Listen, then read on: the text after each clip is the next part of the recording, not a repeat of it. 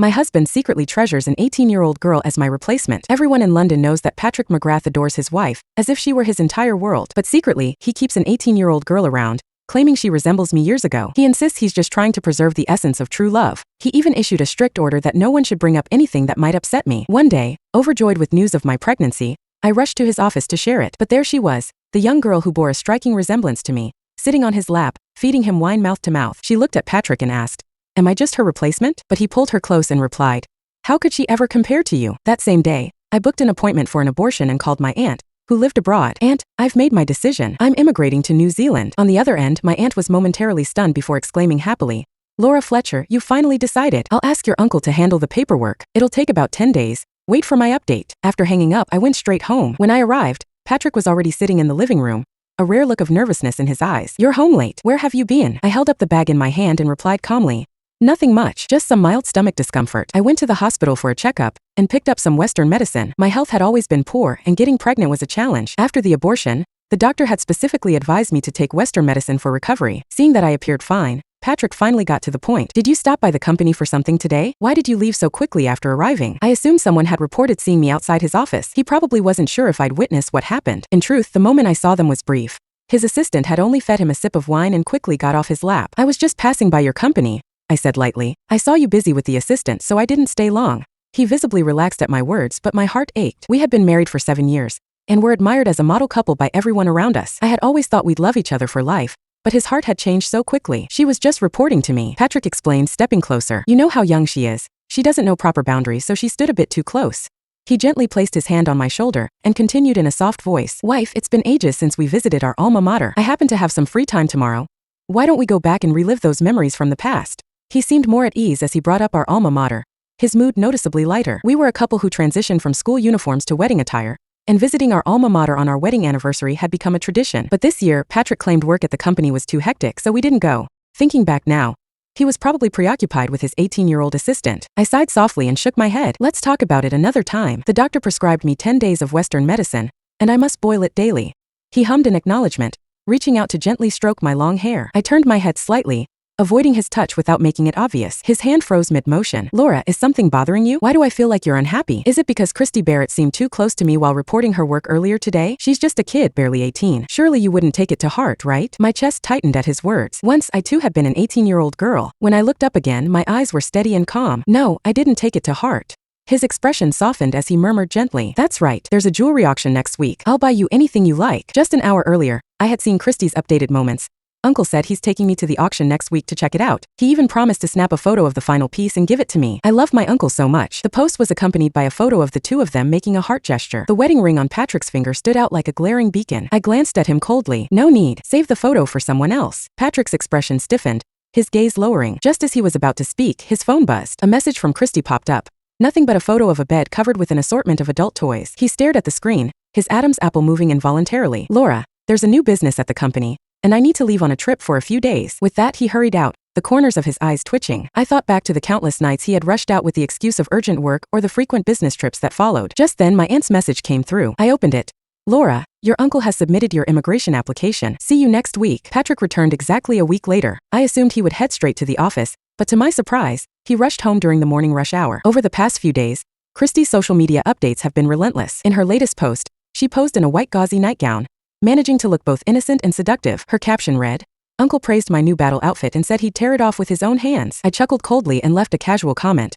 "It's his favorite style." Shortly after, the post vanished. The moment Patrick walked through the door, he began to reprimand me. "Laura, I already explained what happened last time. Christy is just an 18-year-old girl. Why are you always targeting her?" I froze for a moment, quickly realizing it must be because of the deleted post. Sure enough, Patrick caught my expression and grew even more irritated. "She only said she was fortunate to have a good boss, and you insulted her with such nasty words. Laura, you're 30 years old. How can you stop bullying a young girl?" I pressed my lips together, choosing not to argue, letting Christy's lies poison his mind. "In 3 days, I'll be gone." His opinions no longer matter to me. Seeing that I didn't defend myself like I used to, Patrick hesitated, guilt flashing across his face as he softened his tone. "Laura, you were always the most reasonable person before. Why have you been acting so childish lately? Is it because you haven't been feeling well?" He placed the food container on the dining table and carefully ladled out a bowl of hot porridge. "This is stomach-nourishing porridge from the old house. I asked the kitchen to prepare it for you every day since you've been unwell. Tomorrow morning, I'll go back and bring you another portion." He scooped up a spoonful and brought it to my lips. "Every time you're sick, I wish I could take the pain for you."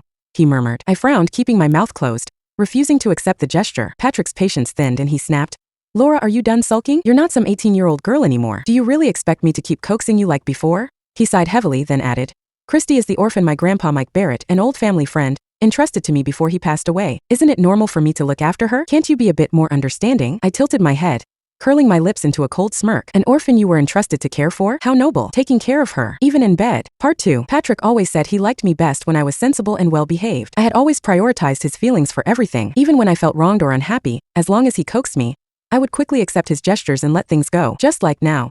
He has lowered himself to make peace, fully expecting me to follow the path he laid out. Forget it. I'm leaving soon to stay with my aunt abroad, and I don't want to arouse his suspicion before then. The porridge is a little hot. Put it down. I'll drink it later. Noticing the coldness in my tone, Patrick softened his voice. Laura, you're so thoughtful. I knew you were the most considerate. A short while later, Patrick received a phone call summoning him to the company. I didn't need to guess who was behind it. Before leaving, he kissed my forehead and said, Be good. There's something urgent at the company. Later tonight at the auction, I'll pick out a piece of jewelry just for you and bring it home. After he left, I couldn't help but laugh bitterly. It's undeniable. We once truly loved each other. He did love me, but eventually that love shifted to Christy. He betrayed me, yet he clung to such a flimsy excuse, claiming Christy looked so much like me in the beginning. I gazed around the wedding home where we had lived together for 7 years, my heart heavy with bitterness. The living room's background wall displayed our photos, memories from the early days of our love, to our wedding, and our annual anniversary pictures. Every year we took a new photo together. Every year except this one. Our story had reached its end. It was time to part ways. I sighed quietly, cut my image out of the group photos, and began packing my belongings. I threw away my share of all the couple's items scattered throughout the house. Then, I signed the divorce agreement I'd had my lawyer prepare, placing it in a box alongside the abortion surgery report, and left it on the bedside table. For good measure, I scheduled the screenshots of Christy's social media posts and messages to be sent to Patrick's email. I had just sat down to rest when a new message from Christy popped up. It included the time and location of the auction along with a taunting line, Do you dare to show up, old lady? Uncle said he'll light a sky lantern for love tonight. That evening, I arrived at the auction right on time. I hadn't planned to go. The flight to New Zealand was scheduled for tonight. I was about to leave everything behind. Why should I let a child's petty provocation bother me? Christy sent me the jewelry catalog for tonight's auction, flaunting the world's top yellow diamond necklace, the final item on the list. She was determined to claim it. However, my attention was drawn to a piece by a new designer, a subtle and elegant brooch that perfectly suited my aunt's daily style. I decided to pick it up as a gift for her. My aunt is the closest family I have. When my parents passed away during my childhood, she took care of me. Later, she moved to New Zealand to build a new life, and wanted me to join her. But at the time I was deeply in love with Patrick. She couldn't convince me otherwise, so she let me stay in England. How ironic that so-called true love proved so fleeting. In just 7 years, Patrick had shifted his affections to someone else. When I arrived at the auction, the prime seats up front were almost entirely occupied. I chose a spot in the last row, intending to leave once the auction concluded. Patrick and Christy were seated in the middle, leaning close and laughing together. Every so often, Christy glanced back, and when her gaze landed on me, her lips curled into a triumphant smirk. Her expression was that of a proud little peacock, preening with arrogance. The grand finale items of the auction are always presented last. Naturally, the brooch I wanted was listed earlier since its designer was not well known. I secured it at a reasonable price, and as I stood to leave, Christy's saccharine voice called out from the front row, brimming with mischief. Auntie, why leave after bidding on such a small piece? The best treasures are saved for last. You really shouldn't miss the finale collection.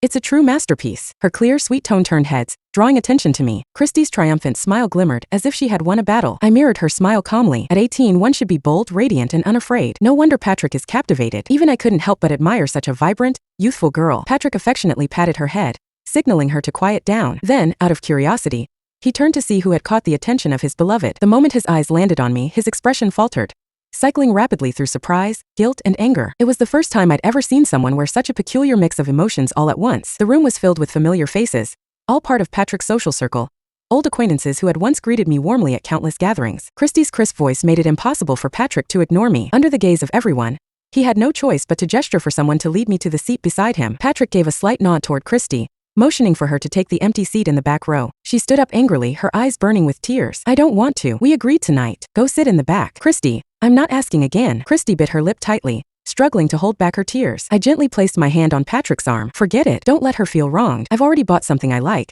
so there's no need to stay here any longer. Patrick frowned, his tone sharp with dissatisfaction. You are my wife. She's just an assistant. What right does she have to feel wrong? The word assistant clearly cut deep into Christy's pride. Tears welled up in her eyes as she stormed to the back row, sitting with a huff. Patrick took my hand firmly, refusing to let me leave. He insisted I stay. I could feel Christy's gaze burning into my back, but I chose not to turn around. It wasn't until the finale that Patrick successfully bid on the top yellow diamond necklace, just as he had planned. Christy smiled triumphantly, turning toward him expectantly, but Patrick didn't even glance her way. Instead, He placed the necklace around my neck. I opened my mouth to refuse, but he gently held my hand. Laura, you deserve the best. Christy turned around and stormed away angrily, while Patrick glanced after her from the corner of his eye. His slightly furrowed brows and clenched fists betrayed his inner turmoil. I smiled as I took off the necklace and handed it back to Patrick. Such a valuable piece should be kept in a bank safe. Patrick was momentarily stunned, his brows relaxing slightly.